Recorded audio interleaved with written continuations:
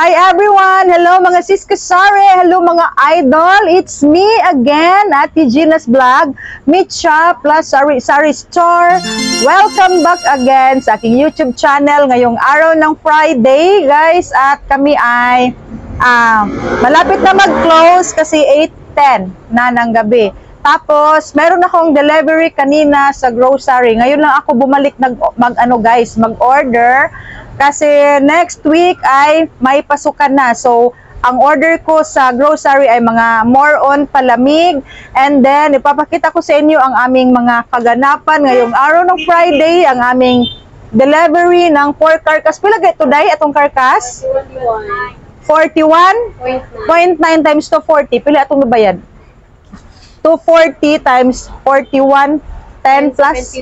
Okay. 10, yung mga cash out natin guys, 10,072,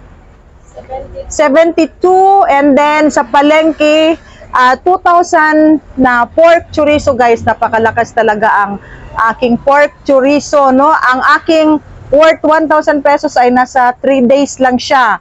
And then, pag next week, mag-umpisa na ang klase ay malakas yan talaga.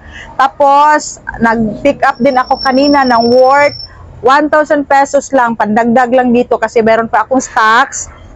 Nag-pick up kami ng chicken breast. Tapos, whole chicken.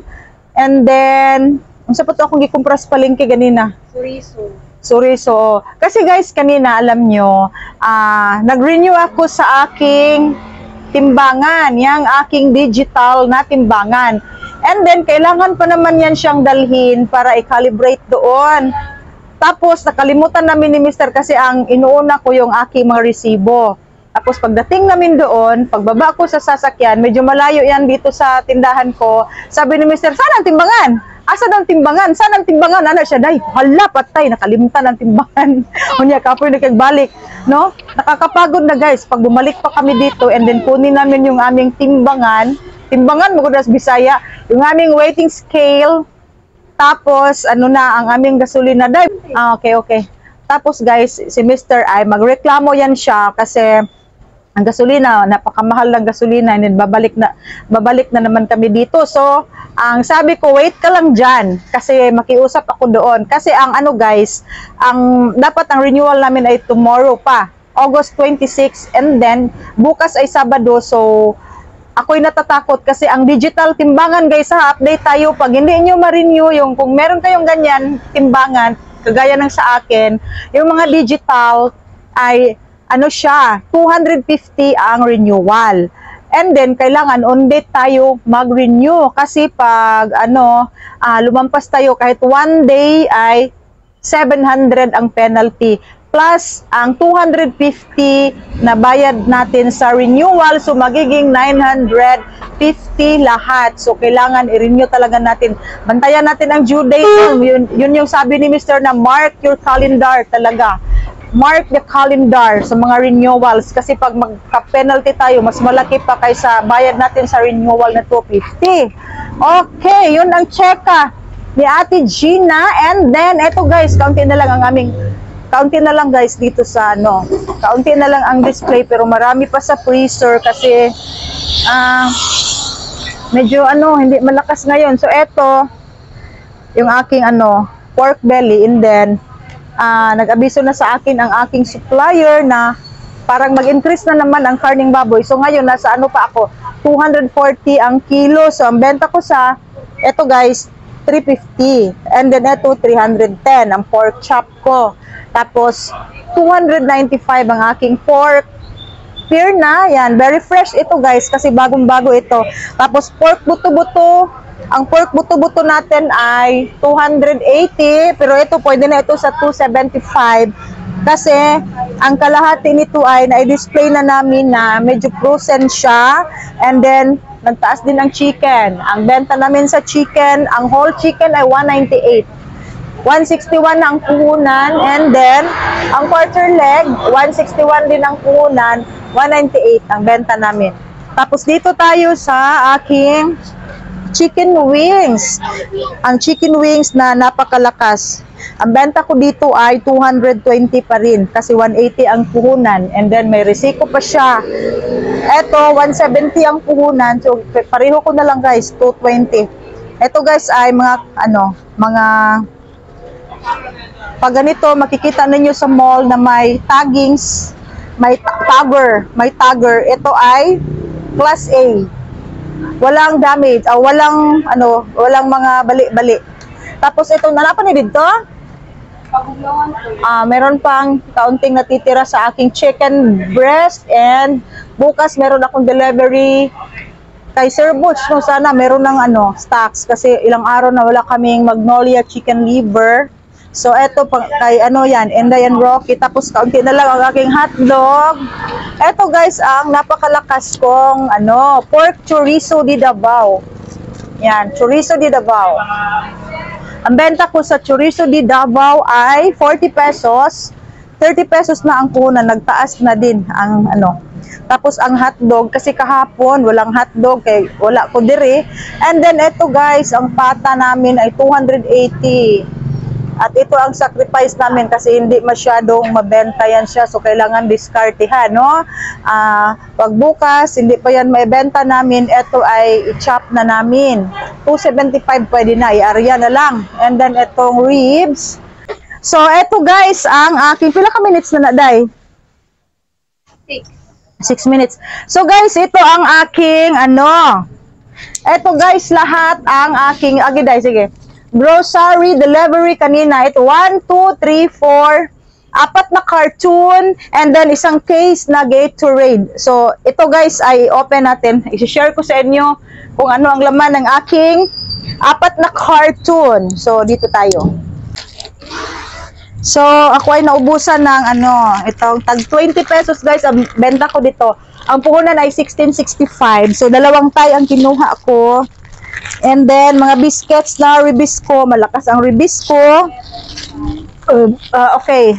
Resto creams. Marami itong mga biscuits. And then, nagkuha ako ng Oreo kasi sa bahay ito guys, malakas dito, hindi masyado. So, nagkuha ako ng 4 na pack na chocolate and vanilla. 4 na pack. Nandito sa carton.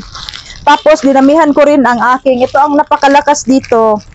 Kahit sa ang tindahan, malakas talaga chicken cubes and pork cubes. So, bali 4 na tay ang pork, 4 na tay ang aking chicken cubes. Tapos ito 26 na guys ang aking benta ng cup noodles. Ewan ko sa inyo kung magkano. Baka mahal sa akin kasi mahal talaga ako. And then ang Bear Brand swak. Tapos mga Bear Brand na at saka mga di na lang natukwaon. Bear Brand swak, Bear Brand 300 grams. Ayan, ang laman ng carton na ito and meron akong mga choco chucky. So, eto guys, kaninang umaga pa ito dineliver. So, sabi ko kay IC, huwag ninyong i-open para makapag-unbox tayo at i-vlog natin ang ating napamili. Ano ba na malaki? And then, ito ay mga pancit canton. So, eto. Alam nyo guys, marami ito. Pero parang hindi kompleto. Kasi kaunti lang ang Ang total nito ay nasa 9,000 plus. And then 6,000 na lang kasi ako ng 2,000. Nagbayad ako ng 2,000 sa OD. So, dinamihan natin ito guys. Ito ay preparation ko na itong Dutch meal kasi sa bahay at saka dito malakas ang Dutch meal. So, dinamihan natin ito. 1, 2, 3, 4. Tig-4 na pack. Yung malaki and then 4 ang maliit. Pero dali ra gyud ni mahurot, dungagan na pud nato nig order. Malakas kasi guys no ang palamig. And then mga mushroom, ito ang malakas dito guys. Mushroom and then itong corn kernel. Mas malakas ang corn kernel guys no kaysa sweet corn na ito kasi ay buo. Yung cream corn ay durog.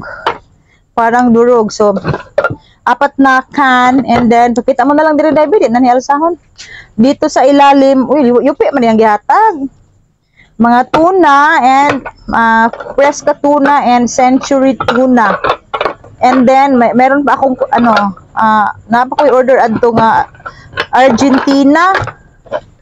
So dito mga tuna ito. Tuna lahat ito.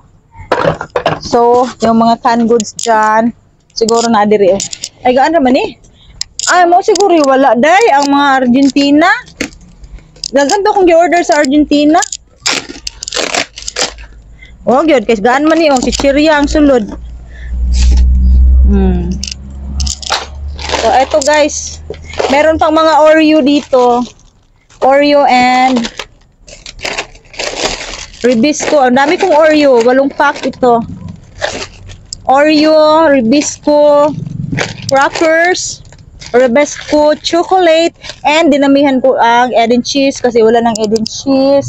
And then sa December ang expiration niya. Okay, ito lang guys. And then isang case na Gatorade Blue 500. Ang benta ko nito guys 48 pesos. Tapos ang checka niyan si Mr. magyaw-yaw kay kanong 48 50 na lang na kay ang piso lagi ang problema diri. So inyong 50 day. No. Unsa pa tong gireklamo ni kuya ninyo nga battery 29. Mahal man jud niya baligya. Eto guys 29. Sabi ni Mr. bakit hindi ginawang 30?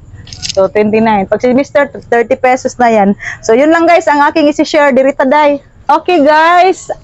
Yun lang ang aking isi-share sa inyo ngayong araw ng Friday. At saka, meron akong ngayon lang bumalik guys ang aking SIM. Maraming naghahanap ng SIM card. No? Mula nang nag-end ang SIM registration, walang stocks. So, ngayon lang bumalik. And then, walang Smart at saka TNT. So, ang stocks ko dito ay 20 pieces lang ito. 10 ang aking Globe niya. 10 pod ang PM. So, ang aking puhunan sa Globe, 50 pesos guys. Ewan ko sa inyo, magkano. And then, 40 pesos ang aking puhunan sa TM. So, ang benta ko, plus 15 pesos ako. So, ang Globe ko ay 65. And then, 60 pesos sa TM, meron akong 20 pesos. Ginawa ko na lang siyang 60 kasi sa, ibang tindahan. Sabi ni IC, 80 pesos ang mga SIM. So, mas mura pa rin sa akin. And then, dadagdagan ko pa ito kasi walang Smart, walang TNT. And then, ang aking sigarilyo ay ito na lang kasi hindi ako nakakuha sa Mighty. Tapos, dahil naday ko order sa grocery Mighty, wala po. Mote ito. Oh. So, wala. Magkuha lang ta sa lots. So, meron akong sigarilyo doon, guys. Hindi ako nakadala dito. So, kasi, guys, ang sigarilyo dito sa akin hindi gaanong malakas. By stick lang. No? Kasi alam nyo naman na nag-focus tayo sa meat shop and yung ating harap ay meat shop lahat. So, hindi na ang customers dito. Hindi na dumaan lang sila. Baka akala nila wala akong cigarettes. So, yun lang guys ha. Thank you so much for watching my vlog and see you in my next vlog. Bye-bye! Okay guys, ito ang aking 1/2 carcass, 41 kilos. Yan guys, very fresh ang ating pork carcass ngayong araw ng Friday. 5 na daw. Then, okay lang. Then, ito yung aking isang slab na pork belly at dinidebone na ni IC. Si IC marunong nang mag-debone. Yan guys. Etong part na ito ay gagawin naming pork chop. Yan. Tapos, asa ang egg? Wala pati. Nasaan pa daw? Ito lang. Tapos guys, meron tayong, ito pandagdag ko lang mga kasari kasi nag-pick up kami ng pork chorizo. Ito ay worth 2,000 pesos. Yan guys, napakalakas dito sa amin. Ang benta ko ay 40 pesos. So, ito lahat ay 70 pieces. Yan. Dalawang cellophane kasi naubusan ako kahapon. And then, si Sir Butch ay wala pa ring chicken liver. Bukas na naman daw, no? So, sana madeliveran tayo. So, nag-pick up lang muna ako kay Enre and Rocky. Ito ay 5 kilos. And then, nagdagdag din tayo ng whole chicken. And ito ang chicken breast. And ito ang aking order na egg. Bilhin ko egg, duha ka tray. So guys, yung egg ay para sa bahay. And then dinala lahat sa sasakyan. Dapat meron akong kahit isang tray. Okay, 2 tray. At si Mr. ay uuwi na dahil ako ang closer ngayon, si Mr. ang opener.